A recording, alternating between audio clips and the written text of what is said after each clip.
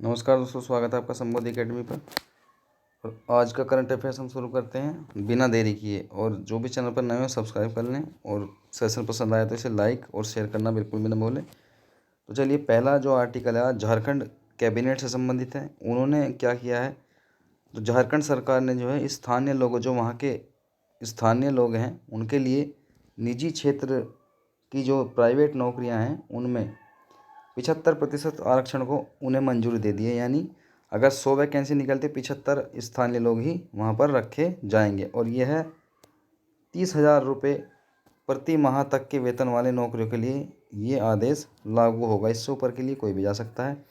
मुख्यमंत्री वहाँ के हेमंत सोरेन ने इन्होंने 17 मार्च को विधानसभा सत्र के दौरान इसकी जो है घोषणा करेंगे 17 मार्च को। इससे पहले हरियाणा सरकार ने भी 50,000 रुपये प्रति माह से कम वेतन वाले निजी क्षेत्र की नौकरियों में स्थानीय लोगों के लिए 75% आरक्षण को मंजूरी दे रखी है।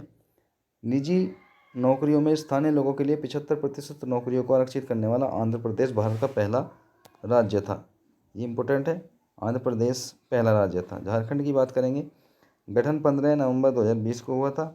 और बिहार, उत्तर प्रदेश, छत्तीसगढ़, उड़ीसा और पश्चिम बंगाल के साथ अपनी सीमा साझा करता है। ये झारखंड के राज्यपाल हैं द्रौपदी मुर्मू हैं और मुख्यमंत्री हेमंत सोरेन हैं। जनवरी 2021 में झारखंड की बेरोजगारी दर 11.3% थी। तो हमने यह आर्टिकल समझा, हमने जाना झारखंड कैबिनेट ने हाल ही में 75% जो आरक्षण लागू कर दिया है स्थानीय लोगों के लिए प्राइवेट नौकरियों में। दूसरा आर्टिकल मणिशंकर मुखोपाध्याय से है संबंधित है। और साहित्य अकादमी पुरस्कार अभी दिए गए हैं 2020 में। साहित्य अकादमी पुरस्कार के बारे में बात करें, इसकी स्थापना जो हुई थी 1954 में हुई थी।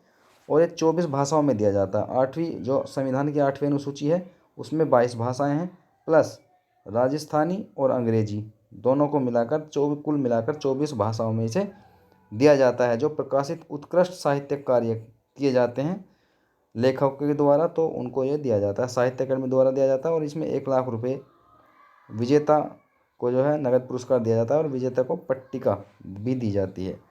तो बात करेंगे, मुख्य देख लेते हैं। जाने माने लेखक मणिशंकर मुखोपाध्याय हैं। उनके संस्मरण इका इका 81 के लिए साहित्य अकादमी पुरस्कार 2020 सम्मानित किया गया है उन्हें। और ये शंकर के रूप से जाने जाते हैं। इनकी अन्य जो है चौरंगी, सम्राट, ओ सुंदरी, पुरोहित, दर्पण, मणिशंकर मुखोपाध्याय कुछ प्रसिद्ध पुस्तकें हैं। तमिल लेखक हैं इमायम। इनके उपन्यास है सेल्था पानम, इसके लिए इन्हें भी 2020 तमिल भाषा के लिए। अरुंधति सुब्रमण्यम अंग्रेजी में इन्होंने कविता लिखी है when God is a traveller, इन्हें भी इसके लिए दिया गया है पुरस्कार। वीरप्पा मोइली ने भी कन्नड़ में लिखी है श्री बाहुबली अहिंसा दिग्विजयम, तो इनके लिए इसे दिया गया है, महाकाव्य है कविता के लिए।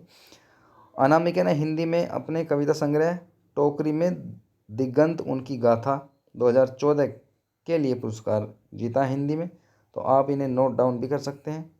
तो इन सब के लिए मिला है, हिंदी में अनामिका को मिला है दिगंत उनकी गाथा, टोकरी में दिगंत उनकी गाथा 2014 के लिए। और मणिशंकर उपाध्याय को मिला है उनके संस्मरण इका इका 81 के लिए। चलिए नेक्स्ट आर्टिकल देखते हैं।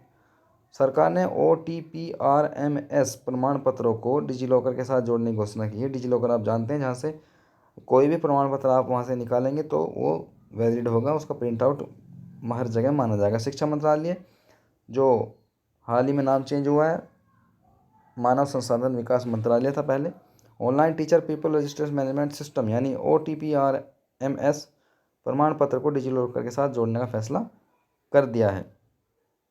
जैसे ये प्रमाण पत्र निर्गत होगा ऑटोमेटिक डिजीलॉकर में चला जाएगा। और OTPRS प्रमाण पत्र राष्ट्रीय अध्यापक परिषद NCTE द्वारा जारी किए जाते हैं। रमेश पोखरियाल निशंक की बात करें तो ये वर्तमान शिक्षा मंत्री हैं। डिजीलॉकर की बात करें, डिजिटल इंडिया कार्यक्रम के तहत इलेक्ट्रॉनिक्स और IT मंत्रालय का एक स्वतंत्र और प्रमुख पहल है। इसका उद्देश्य नागरिकों को प्रमाणिक डिजिटल दस्तावेजों तक पहुंच प्रदान करना है। एक डिजिटल दस्तावेज वॉलेट है, एक बटवा है आपका डिजिटल प्रमाण पत्र का। इक्वाडोर की बात करें तो इक्वाडोर में जो है संगे ज्वालामुखी था एक, उसमें विस्फोट हुआ है। और आकाश में 8 किलोमीटर, यानी ये जो आपका सरफेस है, अर्थ सरफेस है, तो इसके 8 किलोमीटर ऊंचाई तक इसकी धुआं धूल पहुंचा है। यानी ट्रोपोस्फेयर में आधे एरिया में जो है, आधे से अधिक एरिया में तक इसका धूल धुआं चला गया था। संगे ज्वालामुखी मोरोना सेंटियागो प्रांत के वन क्षेत्र में स्थित है। सबसे अधिक चिम्परोजो प्रांत की राजधानी रिम्बोआ को प्रभावित किया इसने। और जियोफिजिकल इंस्टीट्यूट के अनुसार संघीय ज्वालामुखी 2019 से ही धधक रहा था, यानी सुसुप्त था। और इक्वाडोर जो है रिंग ऑफ फायर क्षेत्र का एक हिस्सा है। और इस क्षेत्र में कितने 8 ज्वालामुखी है। रिंग ऑफ फायर क्या, प्रशांत महासागर के चारों ओर जो द्वीप हैं उन्हें ही रिंग ऑफ फायर कहा जाता है और वहाँ ज्वालामुखी फटते रहते हैं। तो अभी हाल ही में ये घटना हुई है, तो रिंग ऑफ फायर भी आपने जान लिया। एक ज्वालामुखी सक्रिय, सुसुप्त या विलुप्त अवस्था में हो सकता है। जब पृथ्वी के मैंटल पिघलता है तो यह पृथ्वी की सतह पर दरारों के माध्यम से लावा के रूप में बाहर आ जाता है और इसी में ये छत्रक शिला, डाइक, इस टाइप की आकृतियाँ भी बनाता है। तो आप इन्हें जानते हैं। इक्वाडोर की बात करें, उत्तर पश्चिमी दक्षिण अमेरिका के देश है। कोलंबिया, पेरू प्रशांत महासागर के साथ अपनी सीमा साझा करता है। ये देखिए प्रशांत महासागर उसने बता दिया है कि साझा करता है, और इसीलिए प्रशांत महासागर के चारों ओर का क्षेत्र ये रिंग ऑफ फायर कहलाता है। राजधानी इसकी क्वेटो है और लेनिन मोरेनो इक्वाडोर के राष्ट्रपति हैं वर्तमान में। यूपी सरकार ने क्या किया, यूपी सरकार ने सिद्धार्थ जिले में काला नमक चावल महोत्सव का आयोजन किया है। 13 से 15 मार्च तक ये आयोजन होगा। मुख्यमंत्री जी ने किया, काला नमक चावल का उत्पादन पूरे उत्तर प्रदेश में होता है। उत्तर प्रदेश के कुछ जिलों का 1 डिस्ट्रिक्ट 1 प्रोडक्ट, यानी एक जिला एक उत्पाद भी है कुछ जिलों का। तो इस महोत्सव का जो आयोजन उत्पादन को बढ़ावा देने, काला नमक चावल के लिए बाजार उपलब्ध कराने के लिए किया गया है।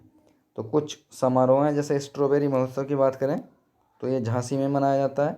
गुड़ महोत्सव की बात करें लखनऊ, काला नमक चावल महोत्सव सिद्धार्थ नगर। तो आपसे पूछ भी सकता है स्ट्रॉबेरी महोत्सव, तो आप झांसी बताएंगे, गुड़ महोत्सव लखनऊ और काला नमक चावल महोत्सव सिद्धार्थ नगर में हाल ही में किया गया है। विश्व उपभोक्ता अधिकार दिवस यानी वर्ल्ड कंज्यूमर डे की बात करेंगे तो 15 मार्च को मनाया जाता है, आज ही के दिन।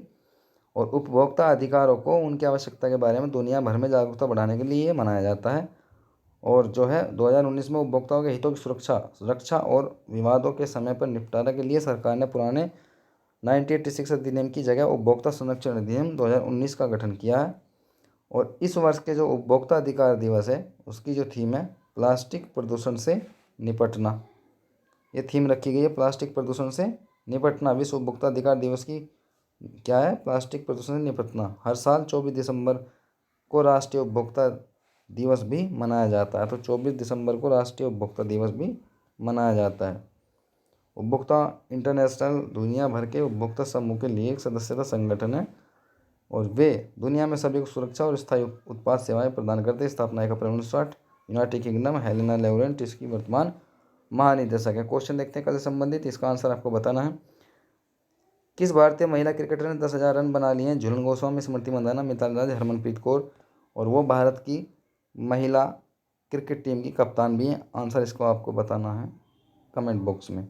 नेक्स्ट है, कृषि उत्पादों के निर्यात के बढ़ावे के लिए निमित्त में से किसने वर्चुअल व्यापार मेला यानी VTF आयोजित किया है? पीडाइफ को, भारतीय विदेश व्यापार संस्थान, समुद्री उत्पाद निर्यात विकास प्राधिकरण। तो सेशन आपको कैसा लगा आप कमेंट बॉक्स में जरूर बताइएगा और इन दोनों का आंसर बताइएगा। लाइक शेयर कर दीजिए तुरंत, और जो भी चैनल पर नए हो सब्सक्राइब कर लीजिए। तो आज के लिए इतना ही। Thank you very much.